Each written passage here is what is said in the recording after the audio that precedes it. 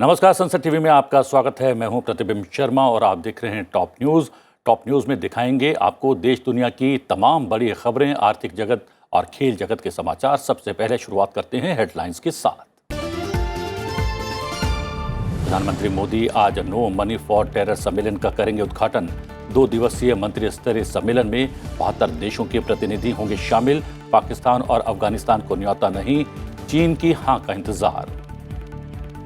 देश के पहले निजी रॉकेट विक्रम एस की लॉन्चिंग आज। आंध्र प्रदेश के श्रीहरिकोटा से की जाएगी रॉकेट की लॉन्चिंग। रॉकेट अंतरिक्ष स्टार्टअप स्काई रूट एयरस्पेस ने किया है विकसित। राहुल गांधी पर मुंबई के शिवाजी पार्क थाने में मामला दर्ज। स्वतंत्रता सेनानी वीर सावरकर के पोते ने दर्ज करवाया मामला। भारत जोड़ो यात्रा के दौरान वीर सावरकर का अपमान करने का आरोप। अमेरिकी प्रतिनिधि सभा की स्पीकर नैन्सी पेलोसी ने डेमोक्रेटिक नेता के रूप में अपने पद से इस्तीफा देने का किया ऐलान। अगले कांग्रेस में डेमोक्रेटिक नेतृत्व के लिए फिर से नहीं लड़ेंगी चुनाव। विपक्षी रिपब्लिकन पार्टी के प्रतिनिधि सभा में बहुमत हासिल करने के बाद लिया फैसला।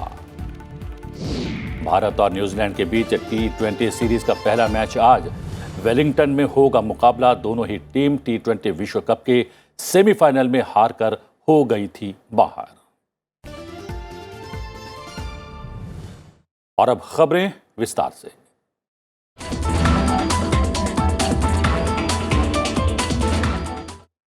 आज से राजधानी दिल्ली में आतंकवादियों को मिलने वाली वित्त सहायता को रोकने के उद्देश्य से नो मनी फॉर टेरर सम्मेलन शुरू हो रहा है, जिसका उद्घाटन प्रधानमंत्री नरेंद्र मोदी करेंगे। भारत सरकार की अगुवाई में हो रहे इस 2 दिवसीय मंत्री स्तरीय सम्मेलन में 72 देशों के प्रतिनिधि शामिल हो रहे हैं।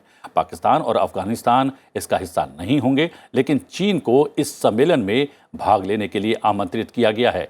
नो मनी फॉर टेरर सम्मेलन का शुभारंभ अब से कुछ देर बाद प्रधानमंत्री नरेंद्र मोदी करेंगे। वहीं 19 नवंबर को केंद्रीय गृह मंत्री अमित शाह समापन सत्र को संबोधित करेंगे। NIA के DG दिनकर गुप्ता ने प्रेस कॉन्फ्रेंस में सम्मेलन के बारे में विस्तार से बताते हुए कहा कि सम्मेलन में 2 दिनों में 4 अलग अलग सत्र रखे गए हैं। सभी प्रतिनिधि इन सत्रों में आतंकी फंडिंग को लेकर चर्चा करेंगे और इसके खिलाफ आपसी सहमति बनाने की कोशिश करेंगे। The Honorable Prime Minister of India, he will be inaugurating the conference at the inaugural session. He'll be chairing and he'll be delivering the inaugural presidential address at the conference tomorrow at 9:30.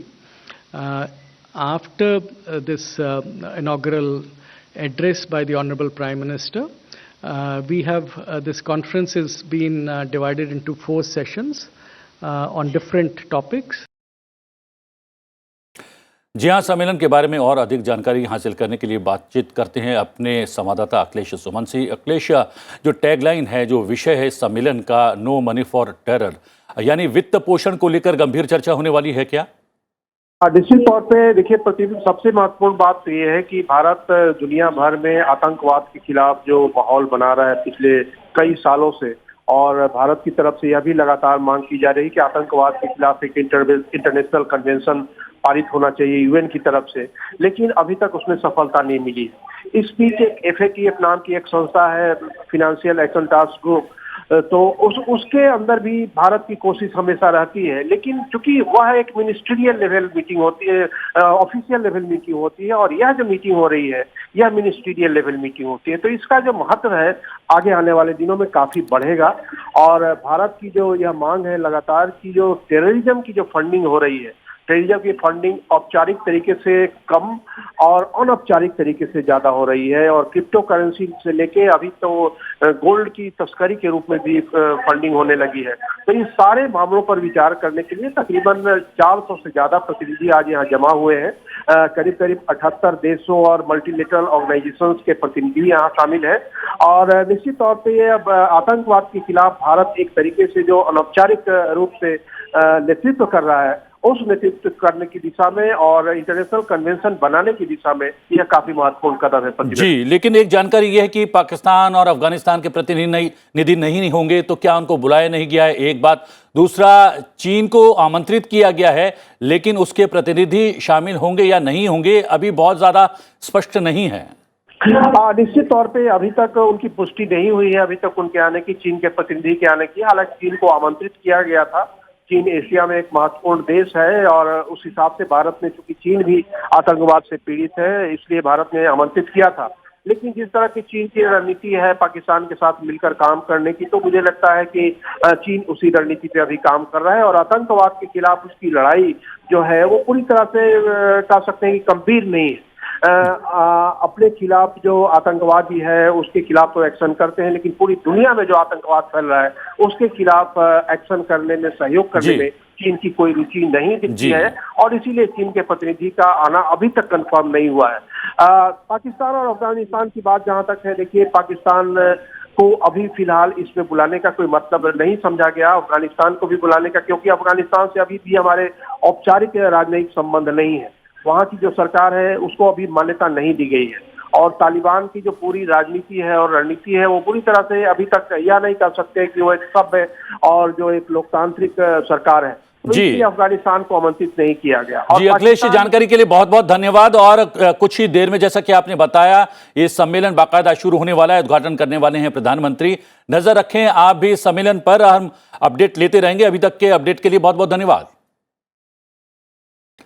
इस बीच देश के पहले निजी rocket विक्रम-S की launching आज आंध्र प्रदेश के श्रीहरिकोटा से की जाएगी और भारतीय अंतरिक्ष अनुसंधान संगठन इसरो द्वारा इसे आज सुबह 11:30 बजे लॉन्च किया जाएगा। ये रॉकेट अंतरिक्ष स्टार्टअप स्काई रूट एयरस्पेस द्वारा विकसित किया गया है। पहले रॉकेट लॉन्च के लिए 15 नवंबर की तारीख तय की गई थी, लेकिन खराब मौसम के चलते इसे बदलकर 18 नवंबर किया गया।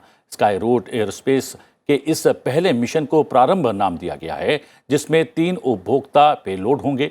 इसे श्रीहरिकोटा में भारतीय अंतरिक्ष अनुसंधान संगठन के लॉन्च पैड से प्रक्षेपित किया जाएगा। इस मिशन को स्काई रूट के लिए एक महत्वपूर्ण मील का पत्थर भी माना जा रहा है, क्योंकि ये उन 80% तकनीकों को मान्यता दिलाने में मदद करेगा जिनका उपयोग विक्रम एक कक्षीय वाहन में किया जाएगा, जिसे अगले साल प्रक्षेपित करने की योजना है। महान क्रांतिकारी विनायक दामोदर सावरकर के पोते ने कांग्रेस नेता राहुल गांधी के खिलाफ स्वतंत्रता सेनानी का अपमान करने का मामला दर्ज करवाया है। दिवंगत स्वतंत्रता सेनानी के पोते रंजीत सावरकर ने मुंबई के शिवाजी पार्क थाने में ये मामला दर्ज करवाया है। अपनी शिकायत में उन्होंने ये भी मांग की है कि इसी तरह के बयान के लिए महाराष्ट्र कांग्रेस प्रमुख नाना पटोले पर भी मामला दर्ज किया जाना चाहिए। राहुल गांधी ने गुरुवार को अपनी भारत जोड़ो यात्रा के दौरान सावरकर पर अंग्रेजों की मदद करने और डर की वजह से क्षमा याचना करने का आरोप लगाते हुए उन्हें निशाना बनाया था। वीर सावरकर के पोते रंजीत सावरकर ने आरोप लगाया कि राहुल गांधी ने महाराष्ट्र की जनसभा में वीर सावरकर का सरेआम अपमान किया है, जिससे उनके सहित देश भर के लोग आहत हैं। पुलिस मामले की जांच कर रही है। पश्चिम बंगाल को अपना पूर्णकालिक राज्यपाल मिल गया है। डॉक्टर सीवी आनंद बोस को पश्चिम बंगाल का राज्यपाल बनाया गया है। जगदीप धनखड़ के उपराष्ट्रपति बनने के बाद राज्य में पूर्णकालिक राज्यपाल कोई नहीं था। पश्चिम बंगाल के नवनियुक्त राज्यपाल सीवी आनंद बोस पूर्व नौकरशाह हैं। वो एक बेहतरीन लेखक और स्तंभकार भी हैं। बोस ने अंग्रेजी, हिंदी और मलयालम में उपन्यास, शॉर्ट स्टोरीज, कविताएं और निबंध सहित विभिन्न विधाओं में 40 से ज़्यादा किताबें लिखी हैं। प्रधानमंत्री मोदी के कार्यकारी समूह के भी वो सदस्य हैं। और अब गुजरात विधानसभा चुनाव से जुड़ी खबरें।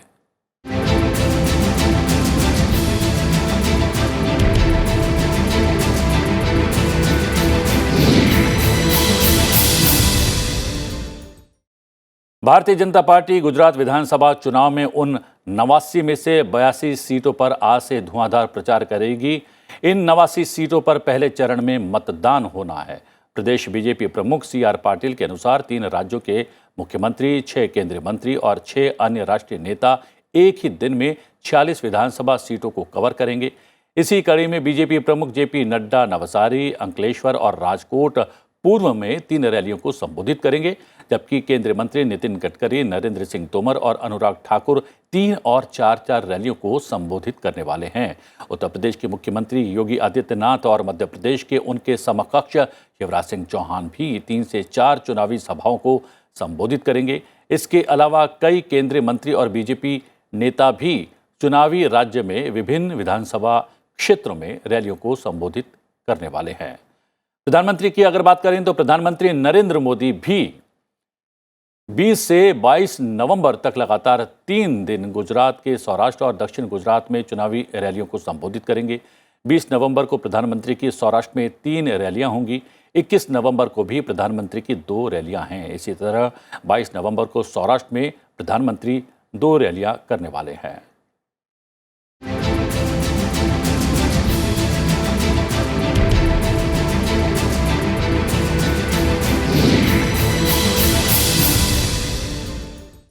केंद्रीय मंत्री जी किशन रेड्डी ने स्पष्ट किया है कि पूर्वोत्तर क्षेत्र में G20 की कुछ बैठकें आयोजित की जाएंगी। इनमें से एक बैठक की मेजबानी मिजोरम की राजधानी आइजोल करेगी।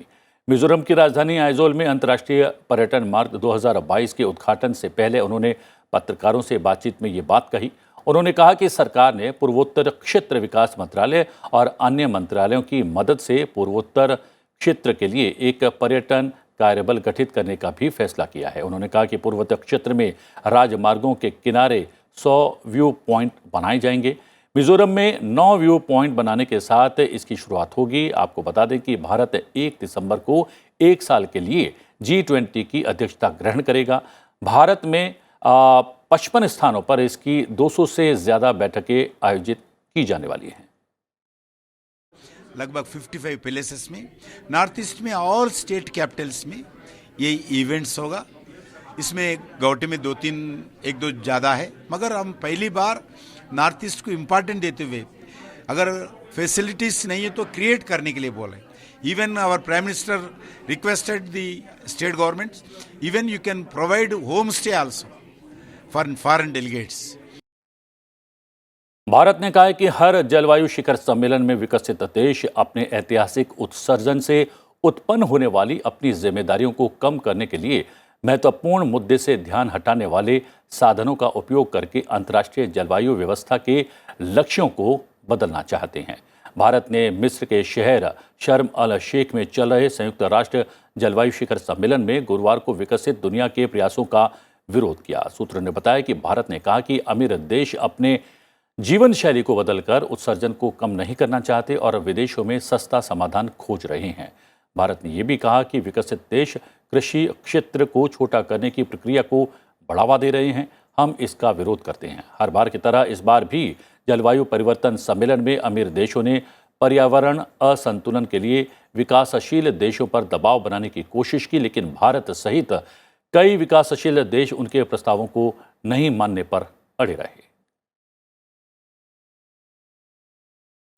वहीं संयुक्त राष्ट्र प्रमुख एंटोनियो गुटेरेस ने अमीर और विकासशील देशों से जलवायु परिवर्तन को लेकर 2 टूक शब्दों में अपनी बात कही है। यूएन चीफ ने आग्रह किया कि वो गतिरोध वाली जलवायु वार्ता में ब्लेम गेम खेलना बंद करें और मौसम संबंधी आपदाओं से पीड़ित कमजोर देशों को हुए नुकसान को कवर करने के लिए एक समझौते पर पहुंचे। 2 सप्ताह से चलने वाले COP27 सम्मेलन के आखिरी दिन वार्ताकारों को एक लंबी रात का सामना करना पड़ा। इसकी सबसे बड़ी वजह यह रही कि सभी देश जलवायु के नुकसान और क्षति के विवादास्पद मुद्दे पर समझौता खोजने और वार्ता को विफल होने से रोकने के लिए संघर्ष करते रहे। फिलहाल रुक रहे हैं एक छोटे से ब्रेक के लिए। ब्रेक के बाद अंतर्राष्ट्रीय जगत की बड़ी खबरों के साथ साथ खेल और व्यापार जगत के समाचार बने रहिए हमारे साथ।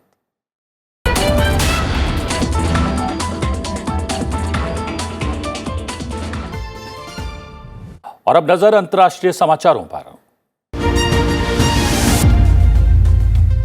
अमेरिकी प्रतिनिधि सभा की स्पीकर नैन्सी पेलोसी ने कांग्रेस में डेमोक्रेटिक नेतृत्व के लिए फिर से चुनाव नहीं लड़ने का ऐलान किया है।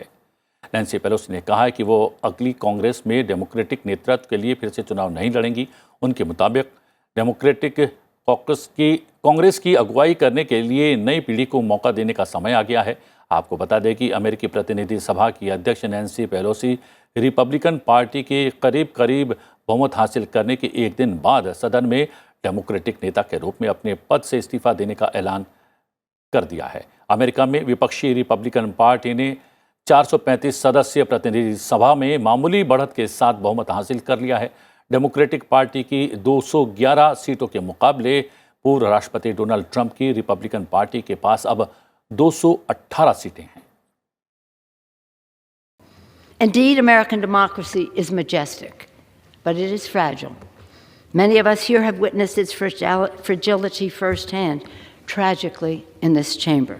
And so democracy must be forever defended from forces that wish it harm. Last week, the American people spoke, and their voices were raised in defense of liberty, of the rule of law, and of democracy itself. Myanmar के मायावाड़ी इलाके में नौकरी पाने के झांसे में आकर फंसे 38 भारतीयों को स्वदेश वापस भेज दिया गया है। सितंबर में भी म्यांमार और थाईलैंड में भारतीय मिशन के संयुक्त प्रयासों के बाद 32 भारतीयों को इस इलाके से बचाया गया था। म्यांमार का मायावाड़ी इलाका थाईलैंड की सीमा से लगा हुआ है। म्यांमार में स्थित भारतीय दूतावास ने ये जानकारी दी है। भारतीय दूतावास ने ट्वीट कर म्यांमार के अधिकारियों को धन्यवाद भी दिया है। साथ ही बाकी भारतीयों के रिहाई करने की बात भी की जा रही है। करीब 10 महीने से रूस यूक्रेन के बीच युद्ध थमने का नाम नहीं ले रहा है। इसी कड़ी में 17 नवंबर यानी कि गुरुवार को रूस ने एक बार फिर यूक्रेन के कई शहरों पर हमला किया। रूसी मिसाइलों ने पिछले कई हफ्तों में पहली बार यूक्रेन के दक्षिणी ओडेसा क्षेत्र को निशाना बनाया। रूस की तरफ से हुए हमले की वजह से सर्दियों के इस मौसम में लाखों यूक्रेन के लोगों को बिजली और पानी की कमी का सामना करना पड़ रहा है। वहीं क्रेमलिन ने इसके पीछे रूसी हमलों के बजाय कीव के जरिए बातचीत से इनकार करने को नागरिकों की पीड़ा का कारण बताया है। डच न्यायाधीशों ने यूक्रेन के ऊपर मलेशिया एयरलाइंस की उड़ान MH17 की 2014 की शूटिंग में उनकी भूमिका के लिए 3 लोगों को हत्या का दोषी ठहराया है और उन्हें अनुपस्थिति में जेल की सजा भी सुनाई गई है। एक चौथे व्यक्ति को बरी कर दिया गया है। MH17 एक यात्री उड़ान थी जिसे 17 जुलाई 2014 को पूर्वी यूक्रेन में मार गिराया गया था, जिसमें सभी 298 यात्री और चालक दल के सदस्य मारे गए थे। दोषी ठहराए गए 3 लोगों में पूर्व रूसी खुफिया एजेंट इगोर गिरकिन और सर्गेई डबिस्की और एक यूक्रेनी अलगाववादी नेता लियोनिद खारचेको शामिल है। तीनों को रूसी सैन्य बक मिसाइल प्रणाली के यूक्रेन में परिवहन की व्यवस्था करने में मदद के लिए दोषी पाया गया था, जिसका उपयोग विमान को मार गिराने के लिए किया गया था। हालांकि वो वहां पर शारीरिक रूप से मौजूद नहीं थे जब ट्रिगर खींचा गया था। जापानी प्रधानमंत्री फूमियो किशिदा ने चीनी राष्ट्रपति शी जिनपिंग से मुलाकात की है। उन्होंने मुलाकात के दौरान कहा कि चीन की समुद्री महत्वाकांक्षाओं को लेकर एशिया में बढ़ते तनाव के बीच चीनी नेता शी को क्षेत्रीय सुरक्षा पर चिंताओं से उन्होंने अवगत करवाया है। चीनी राष्ट्रपति ने किशिदा को कहा कि चीन और जापान को विश्वास, सहयोग और क्षेत्रीय एकीकरण के क्षेत्रों को गहरा करना चाहिए और संघर्ष और टकराव का विरोध करना चाहिए। आपको बता दें कि एशिया प्रशांत आर्थिक सहयोग शिखर सम्मेलन के दौरान दोनों नेताओं ने थाईलैंड में मुलाकात की थी। करीब 3 वर्षों में दोनों देशों के बीच ये पहली नेतृत्व स्तरीय वार्ता थी। उत्तरी गाजा पट्टी में घंटे तक एक दर्दनाक हादसे में 21 लोगों की मौत हो गई है। घनी आबादी वाले उत्तरी गाजा पट्टी के जाबालिया शरणार्थी शिविर में एक रिहायशी इमारत में आग लग गई। आग के लगने से कम 21 लोगों की मौत हो गई और कई अन्य घायल हो गए। आग लगने की खबर मिलते ही मौके पर फायर ब्रिगेड की गाड़ियां पहुंच गई और आग बुझाने का काम करने के साथ साथ घायलों को बचाने में जुट गई। और अंतर्राष्ट्रीय खबरों के बाद नजर डालते हैं आर्थिक जगत की खबरों पर।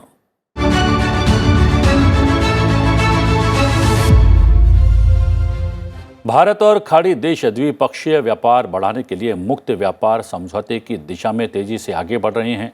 एक सरकारी अधिकारी की ओर से मिली जानकारी के मुताबिक भारत और खाड़ी सहयोग परिषद दोनों क्षेत्रों के बीच आर्थिक संबंधों को बढ़ावा देने की खातिर मुक्त व्यापार समझौते पर 24 नवंबर को वार्ता की शुरुआत कर सकते हैं। जीसीसी खाड़ी क्षेत्र के 6 देशों सऊदी अरब, संयुक्त अरब अमीरात, कतर, कुवैत, ओमान और बहरीन का संघ है। इससे पूर्व भारत संयुक्त अरब अमीरात के साथ इसी साल मई में मुक्त व्यापार समझौता कर चुका है। वाणिज्य एवं उद्योग मंत्री पीयूष गोयल ने 16 नवंबर को कहा था कि भारत अब नया मुक्त व्यापार समझौता शुरू करेगा। ये FTA वार्ता की एक प्रकार से बहाली होगी, क्योंकि भारत और GCC के बीच 2 दौर की वार्ता 2006 और 2008 में हो चुकी है। भारत सऊदी अरब और कतर जैसे खाड़ी देशों से मुख्य रूप से कच्चा तेल और प्राकृतिक गैस का आयात करता है। वहीं मोती, बहुमूल्य रत्न, धातु, लोहा और इस्पात, रसायन आदि का भारत इन देशों को निर्यात करता है। और अब बात खेल जगत की।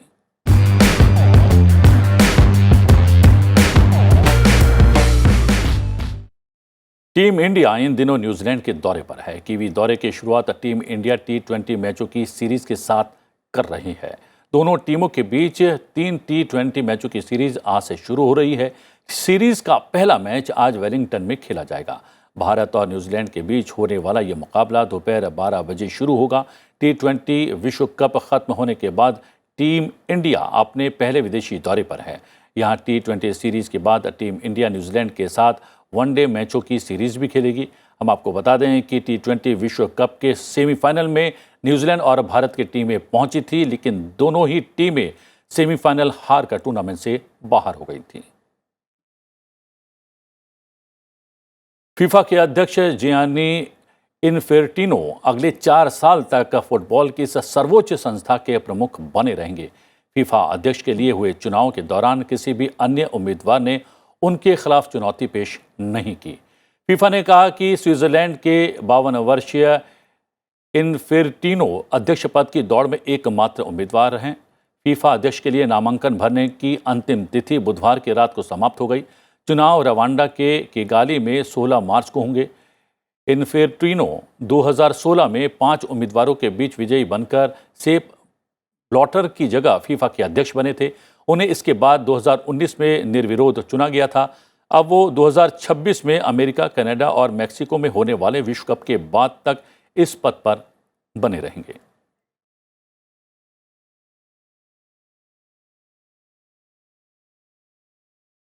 दिल्ली में आयोजित डिप्लोमेसी फॉर डेवलपमेंट कार्यक्रम के दौरान एक सांस्कृतिक कार्यक्रम का आयोजन किया गया। इस कार्यक्रम में कलाकारों की शानदार प्रस्तुति ने वहां मौजूद गणमान्य लोगों को मंत्रमुग्ध कर दिया।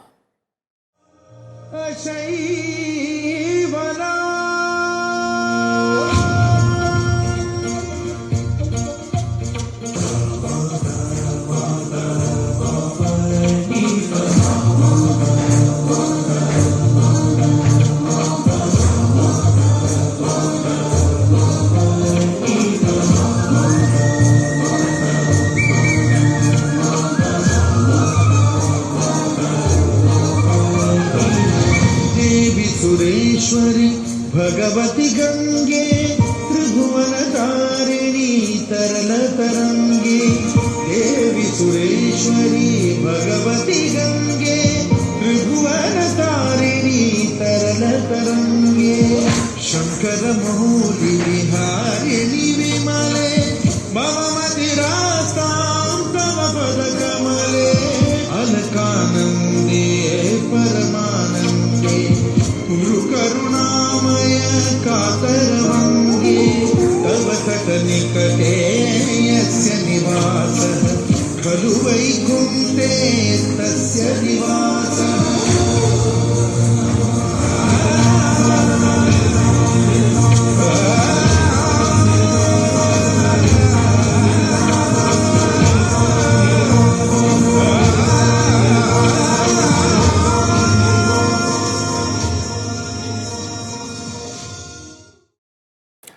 टॉप न्यूज़ में आज के लिए इतना ही, लेकिन जाते जाते आपको छोड़े जाते हैं 18 नवंबर यानी कि आज के दिन से जुड़े इतिहास के साथ।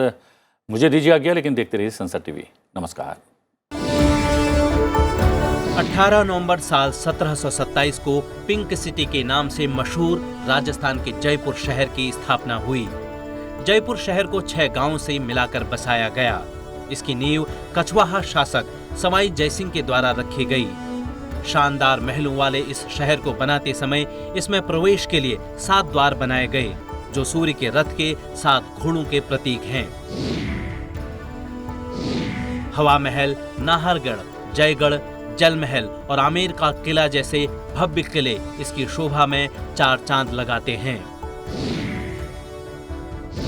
18 नवंबर साल 2013 को अमेरिकी स्पेस एजेंसी नासा ने मावेन यानी Mars atmosphere and volatile evolution नामक यान को मंगल ग्रह पर भेजा।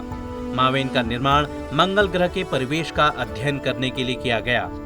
इस यान का लक्ष्य था मंगल के वायुमंडल और जल का पता लगाना, जिसके बारे में खगोलविदों का मानना था कि वहां पहले कुछ हुआ करता था जो समय के साथ विलुप्त हो गया। मावेन को फ्लोरिडा के केप कैनावेरल वायु स्टेशन से एटलस रॉकेट द्वारा लॉन्च किया गया।